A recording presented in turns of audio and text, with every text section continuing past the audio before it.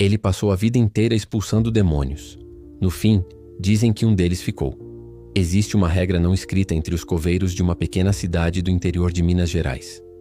Nunca trabalhe sozinho perto daquela sepultura. Não porque é lei, não porque alguém mandou, mas porque 2 coveiros, em décadas diferentes, que desobedeceram essa regra não escrita, voltaram para casa com algo que não conseguiram explicar. Um deles largou o emprego no dia seguinte. O outro pediu transferência para outro cemitério e nunca mais pisou naquele bairro. A sepultura que provoca tanto cuidado não tem nada de extraordinário na aparência. Uma lápide simples de mármore amarelado pelo tempo. Uma cruz. Um nome. Uma data. Mas o nome gravado na pedra é de um padre. E esse padre, segundo tudo que foi documentado, testemunhado e sussurrado por gerações, morreu amaldiçoado. Por suas próprias palavras, o padre Tobias de Souza Amaral chegou à paróquia de Nossa Senhora das Dores em 1934. Tinha 38 anos. Vinha de um seminário em São Paulo com reputação dupla. Era um teólogo brilhante e um exorcista reconhecido pela diocese. Nos anos anteriores, havia sido chamado para 3 casos de suposta possessão em cidades diferentes do interior paulista. Em 2 deles, a diocese registrou oficialmente o resultado como resolução satisfatória. O 3º caso não foi registrado em lugar nenhum. Quando chegou à cidade mineira, o padre Tobias trouxe consigo uma mala, uma biblioteca de livros sobre demonologia e teologia mística, e uma fama que corria na frente dele como uma sombra. Diziam que ele sabia coisas que padres comuns não sabiam, que havia visto face a face entidades que a maioria dos sacerdotes só conhecia pelos textos, que tinha cicatrizes no antebraço esquerdo que nunca explicou para ninguém. Mas diziam também que havia algo diferente nele, uma frieza, uma distância, como se anos lidando com o que havia lidado tivessem deixado uma marca que não era física. A paroquiana mais antiga da cidade, uma senhora chamada Dona Corina, descreveu o padre com uma frase que ficou: era um homem bom, mas os olhos dele eram os olhos de quem já viu longe demais. E quando você vê longe demais, uma parte de você fica lá. O padre Tobias ficou na paróquia por 19 anos. E nesses 19 anos, aconteceu algo que dividiu a cidade em 2. Os que acreditam que ele foi um santo e os que acreditam que, no final, ele se tornou exatamente aquilo que combatia a vida inteira. Nos primeiros anos, o padre Tobias foi exatamente o que a diocese esperava. Celebrava missas com fervor. Visitava os doentes. Batizava os recém-nascidos. Confessava os pecadores com paciência e sem julgamento visível. A paróquia, que estava em declínio antes da sua chegada, encheu de gente novamente. Mas havia algo que o diferenciava dos outros padres. Ele nunca recusava quando chamado para casos de possessão, e era chamado com frequência. No interior de Minas Gerais dos anos 30, 40 e 50, a fronteira entre saúde mental, cultura popular e religiosidade era tênue. Famílias que hoje levariam um parente ao psiquiatra, naquela época chamavam o padre. E o padre Tobias sempre ia. Registros informais, anotações em diários de famílias, cartas, relatos transmitidos oralmente, descrevem pelo menos 17 casos em que o padre foi chamado para livrar alguém de algo que a família acreditava sobrenatural. Em 15 desses casos, o resultado foi relatado como positivo. A pessoa melhorou, a família ficou em paz. Em um caso, a pessoa morreu durante o ritual. O padre nunca falou sobre isso publicamente. Mas a família relatou que nas semanas anteriores à morte, o padre havia visitado o enfermo quase diariamente, e que na última visita saiu da casa mais pálido do que havia entrado, com a camisa rasgada na altura do ombro, e não respondeu quando chamado pelo nome. No 17º caso, o último que realizou, algo diferente aconteceu. Era 1952. O padre Tobias tinha 56 anos e estava, segundo quem o conhecia, cansado de um jeito que não era físico. A chamada veio de uma fazenda nos arredores da cidade. Uma jovem de 17 anos havia começado a apresentar comportamentos que a família não conseguia explicar. Insônia total por dias seguidos. Força desproporcional ao corpo. Fala em idiomas que ninguém reconhecia. E o detalhe que convenceu o padre a ir sem hesitar, a jovem começou a descrever, com detalhes impossíveis, pecados secretos de pessoas que nunca havia conhecido. O padre foi sozinho. Isso era incomum. Normalmente levava ao menos um assistente. Foi sozinho e pediu que a família saísse do quarto. O que aconteceu durante as horas seguintes, ninguém sabe ao certo. A família ficou do lado de fora, escutando. Descrevem sons que não sabem nomear. Uma voz que não era da jovem. Silêncio longo. Depois um barulho como de móvel arrastado. Depois nada. Quando o padre saiu do quarto, a jovem estava deitada, calma, dormindo. A família nunca mais teve problemas com ela. Mas o padre Tobias saiu diferente. Não fisicamente machucado, mas com algo no rosto que a mãe da jovem descreveu décadas depois com uma precisão que arrepia. Era como se ele tivesse entrado no quarto sendo uma pessoa e saído sendo quase a mesma pessoa. Mas o quase fazia toda a diferença. Naquela noite, o padre voltou para a paróquia, trancou a porta do seu escritório e ficou lá até o dia seguinte. Nunca mais realizou um exorcismo. Nos meses seguintes ao último exorcismo, o comportamento do padre Tobias começou a mudar. Lentamente, sutilmente, mas mudou. Ele passou a celebrar as missas com o que os paroquianos descreviam como urgência, como se estivesse com pressa, como se cada missa pudesse ser a última. Começou a acordar os freis da paróquia de madrugada para rezar. Dizia que havia pressão, essa era a palavra que usava, e que rezar era a única forma de manter a pressão do lado de fora. Do lado de fora do quê? Ele nunca especificava. Começou também a escrever. Muito. Cadernos e cadernos preenchidos com letra miúda que ele trancava num baú no seu quarto. Quando depois de sua morte, alguém finalmente abriu esse baú, encontrou 16 cadernos. Mas apenas 6 continham texto convencional. Teologia, reflexões espirituais, orações. Os outros 10 eram diferentes. Eram escritos em latim, mas um latim que os especialistas consultados descreveram como corrompido, misturado com palavras em outros idiomas, alguns identificados como dialetos africanos, outros não identificados por ninguém até hoje. As páginas continham também desenhos, círculos, símbolos, figuras que lembravam tanto iconografia cristã quanto algo completamente diferente. Um padre jesuíta que examinou os cadernos nos anos 70 disse que o texto parecia ser uma tentativa de contenção, como se o padre Tobias estivesse documentando uma batalha interna, tentando pela escrita manter alguma coisa organizada dentro de si.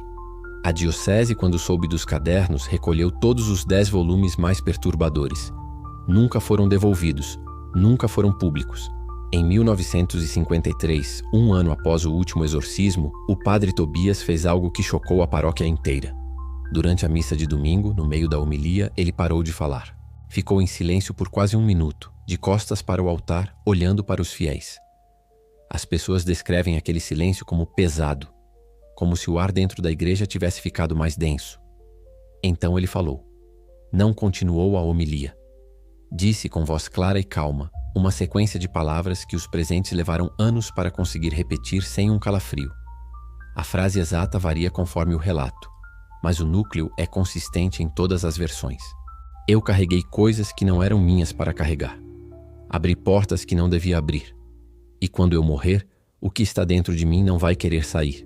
Deus me perdoe. E quem cavar minha cova, cave funda. Depois disso, desceu do altar, caminhou até a sacristia e a missa acabou sem terminar. A diocese foi informada. Um bispo veio pessoalmente visitar o padre. O que foi discutido nessa visita permanece em sigilo até hoje. O que se sabe é que depois da visita, o padre foi recomendado ao repouso, mas não foi removido da paróquia. 6 meses depois, o padre Tobias de Souza Amaral morreu. A causa oficial da morte foi infarto. Ele foi encontrado de manhã no seu escritório sentado na cadeira, com as mãos cruzadas sobre a mesa, como se tivesse sentado para rezar e simplesmente não acordado. Mas havia detalhes que os que encontraram o corpo demoraram para falar. O crucifixo que ficava na parede acima da sua mesa estava no chão. Não havia sinais de que havia caído. O prego ainda estava na parede, intacto. O crucifixo havia sido retirado e colocado no chão, de bruços, com a figura de Cristo voltada para baixo. As janelas do escritório, que sempre eram mantidas fechadas à noite, estavam todas abertas.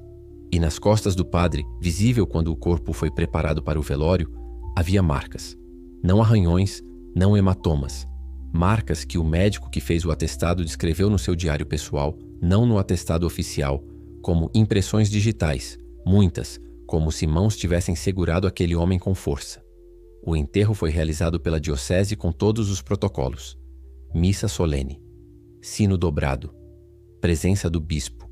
Mas houve um pedido, feito pelo próprio padre em carta deixada com seu testamento, que a diocese decidiu honrar em silêncio, que sua sepultura fosse marcada apenas com nome, data e uma cruz simples, sem a indicação de que era padre.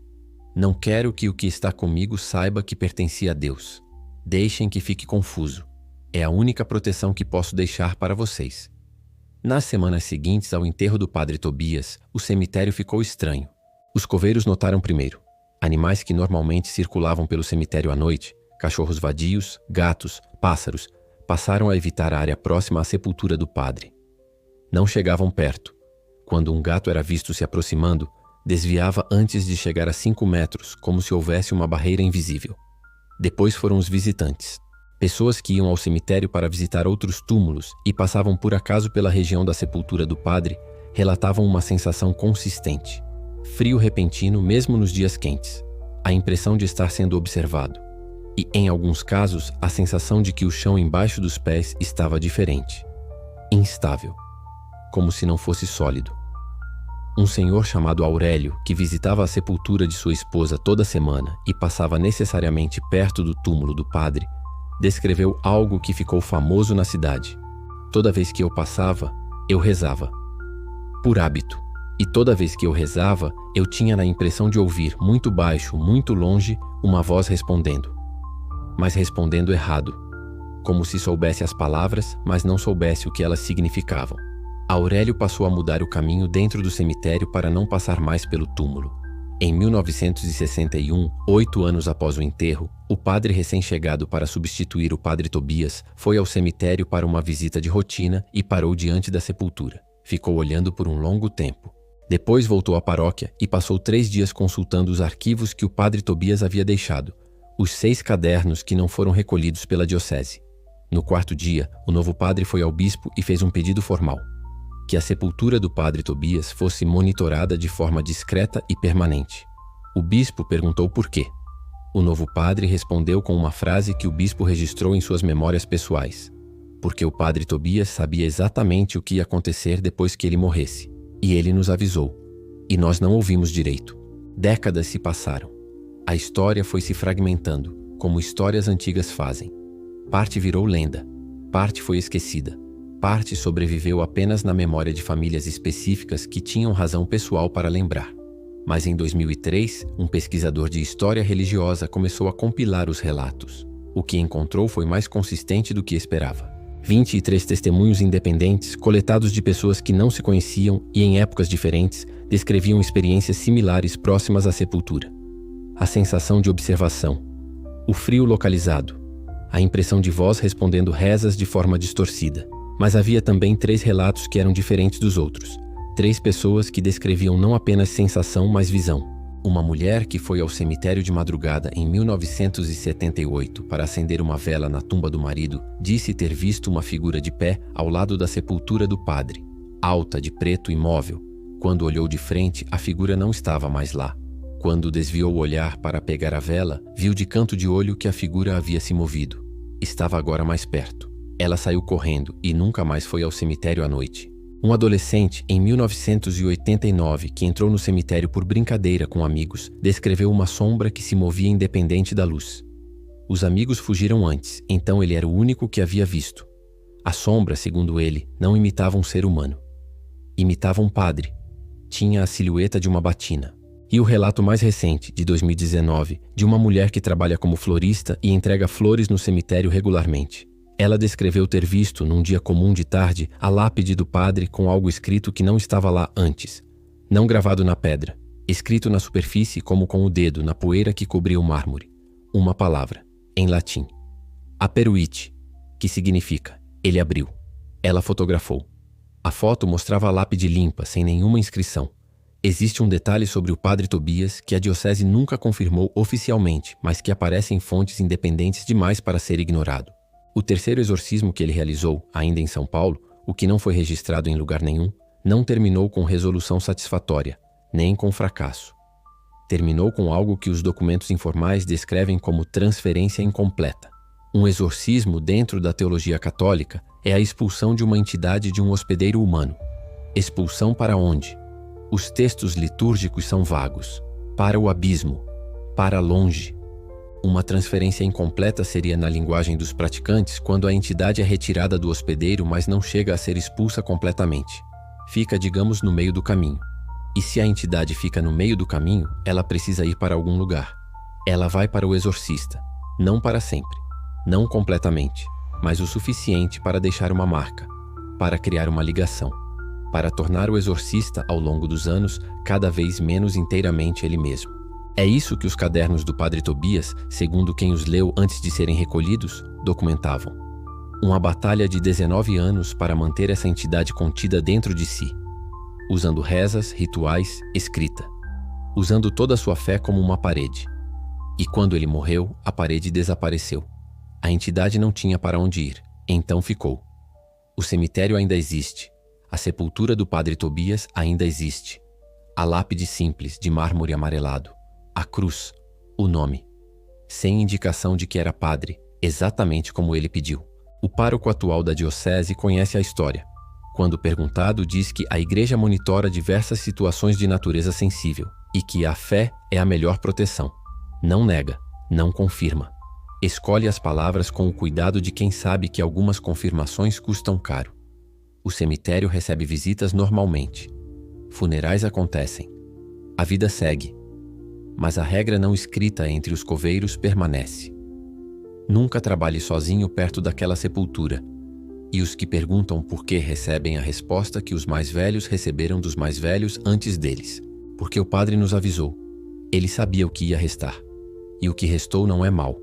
Não é bom. É apenas preso. E coisa presa sempre procura uma saída. Padre Tobias de Souza Amaral. Nascido em 1896. Morto em 1953. Passou a vida inteira fechando portas. Só que a última porta que tentou fechar era ele mesmo. E essa, dizem, ele não conseguiu fechar completamente. A sepultura está lá. O nome está gravado. E se você passar por ela, preste atenção. Às vezes, quando você reza perto de certos lugares, algo responde. E a resposta não é amém.